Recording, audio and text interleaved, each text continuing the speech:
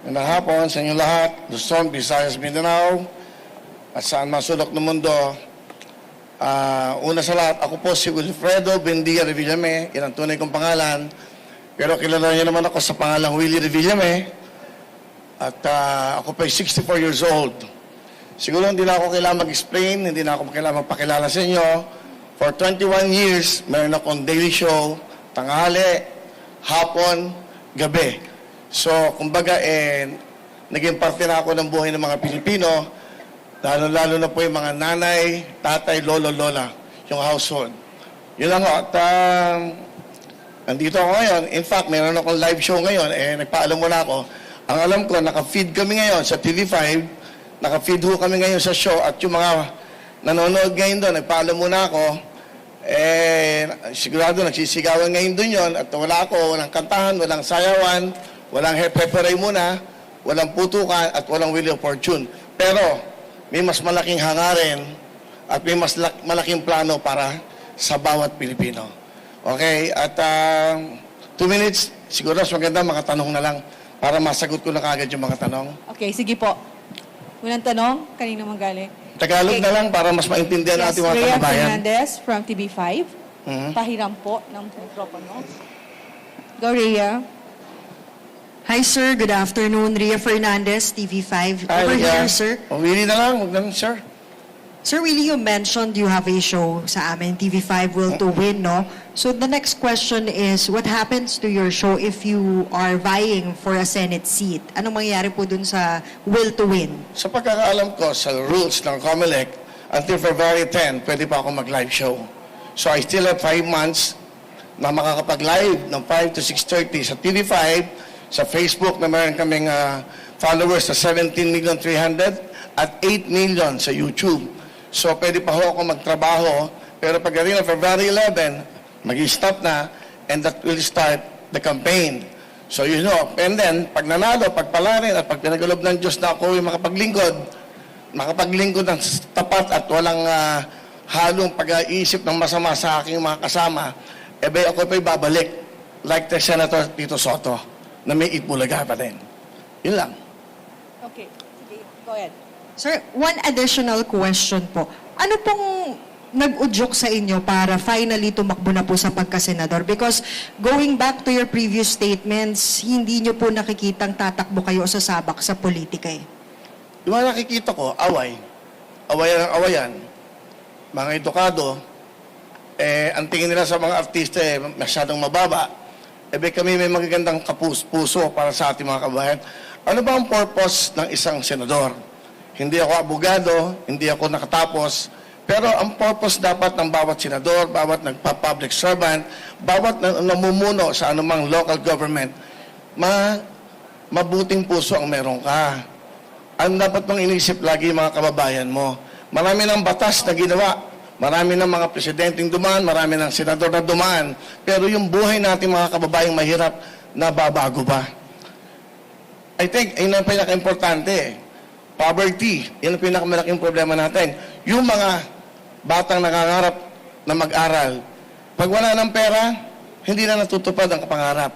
Yung mga nanay at lola natin na may mga sakit. Alam mo, for 21 years na ako'y nasa daily show, laging ang bulong sa akin ng nanay, lola, lahat. Pambili ng gamot, Willie. Yung asawa ko may sakit. Willie, pang-matrikula ng anak.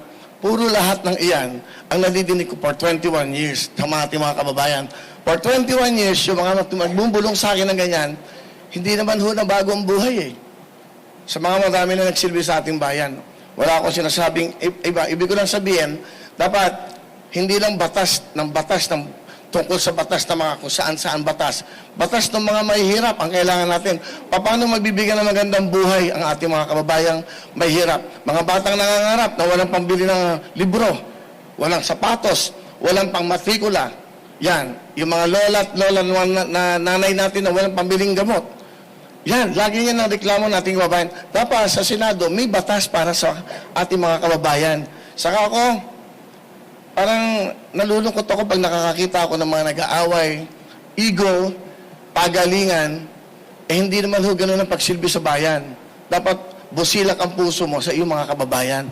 Lalong-lalo na mahirap. Kung makikipag-away ako sa Senado, makikipag-away ako para sa mahirap. Okay, thank you po. Okay, Mr. Gerard Nabar, Pamalaya. Sir, good afternoon, sir. Sir, two questions lang, sir. Sir, you've been on top of the surveys or if not, pasok po sa winner circle. Ano po yung assessment po natin sa chances po natin? Especially you're running as an independent. Well, hindi ako pwedeng mag-desisyon yan. I cannot assess dahil yung publiko yan ay mga tao. Mararamdaman mo lang. Saka, I also have my decision kung talagang hindi ako pumapasok sa top 12 o ano, and I will withdraw. Simple lang naman. Ibig sabihin, baka hindi ako gusto ng tao for this privilege na maging senador. I can just come back in my show. Pwede naman ganun eh. Ang hangaran ka naman dito eh, yun nga, makatulong talaga. Saka makagawa ng kabutihan, makagawa ng batas, makagawa ng batas sa ating mga kababayan. Kung nadidinig nyo lang araw-araw ang bulong sa akin ng bawat mahihirap, dudugo ang puso mo. Wala kang pambili ng pagkain eh. Wala nga, tapos makikita mo sa Senado, sa Congress, puro awayan ng awayan. Yung bang nakikita ba na, alam mo, napansin ko, pumunta ka sa mga probinsya, hindi naman nila pinapansin yung mga yan eh. Ang iniisip na kakainin ng kanilang pamilya. Sa umaga, sa tanghali, sa gabi, kung paano mabubuhay yung pamilya. Hindi naman nila papansin lahat yan. Sa aking pagkakalam, sa research, 94.7% mahirap sa ating bansa. Sir, you mentioned you want to file bills. Ano po in particular yung mga naisip po natin on top of your mind ngayon na mga bills for the poor po? Well, unang-una, gusto ko yung kay Senator Angara, yung sa senior, no? Kasi yung 20%, parang kulang yan eh. Kasi every year, tumataas ang mga gastusin natin sa lahat ng bagay, lalo-lalo sa gamot. Ako, ang pwede kong papalarin, pagkakalooban ng Diyos na manalo ko, maupo ko sa Senado, ang una kong i-adjust ko yung 30% sa mga seniors, PWDs. Mahirap, maging mahirap, napakahirap, parang kung bibili ng gamot. Paano tumatagal ang buhay na mahirap? Walang pambiling gamot. I think yan ang isang bill. And then, sa mga bata, dalawang bagay lang eh. Ang kinabukasan natin bataan eh. Dapat yung mga eskwela wala ng bayad. Libre-libro. Di ba? Yun ang sa local government, sa nakikita ko, sa batas na ginagawa nila. Kung talaga magsisilbisyo tayo sa bansa, sa bayan, unahin natin ang mamamayan eh. Hindi ang bayan. Kasi ang nagpapatakbo ng bayan, yung ating mga mamamayan. Dapat malusog yan. Dapat maayos ang pag-iisip. Dapat healthy. Dapat magandang pinagbukasan. Dapat nakakapag-aral. Dapat marunong sa buhay. Para hindi lagi dumidepende sa gobyerno. One last quick question. 1 minute and 45. Asan yung microphone? Sherry Ann. Sir, magandang ABS-CBN. hapon. Opo, Sherry Ann Torres, ABS-CBN. Sir, ano yung mga personal na paghahanda po ninyo na ginagawa ngayon? Kasi andun nga yung malaking possibility na isa sa mga araw na to, pala rin kayo na maging senador. At syempre, alam naman po natin na maliban sa busilak na puso, mapupunta talaga kayo at mapupunta sa matindihang debate, lalo na kung ipaglalaban nyo yung mga panukalang batas po ninyo. So, paano po kayo naghahanda sa mga ganito? Well, hindi ako makikipagdebate. Hindi ako makikipag-away. Makikiusap ako at hindi ako haharap sa TV na nakikipag-away sa kanila. Pakiusapan namin to. Ano ba dapat natin gawin para matulungan natin itong mga to? Ano bang batas na pwedeng gawin para naman guminhawa ang buhay natin mga kababayang mahirap? So I think yun ang pinaka-importante. Hindi mo kailangang ipakita sa TV na magbabangayan kami, pagalingan ng English, pagalingan ng sinasabi. No, I don't think that's the right thing to do na maging public servant. Lahat mapag-uusapan eh. Lahat pwede mong pakiusapan. My colleagues, pwede ba natin gawin to? May mga lugar tayo naghihirap. Napapansin ko sa Bagyo, tuwing may Bagyo, lagi may problema, tanggal ang bubong. Yung pupuntahan nila na dapat doon sila ma-accommodate, hindi rin sila, binabaha din yun. Anong dapat na paraan? Isa yan sa mga nakikita ko. Kasi during the time na maraming may Bagyo, pinupuntahan ko din yan na hindi naman ako public servant. Dahil gusto ko lang makatulong sa ating mga kababayan. Time's up? Yes po. Parang ako lang pinakamabilis Ay, Hindi naman. Okay? okay lang po. Okay na? Thank you, sir. Okay, but Salamat anyway, po. maraming salamat. Chairman, maraming salamat kasi tinanong ko si Chairman yung mga rules.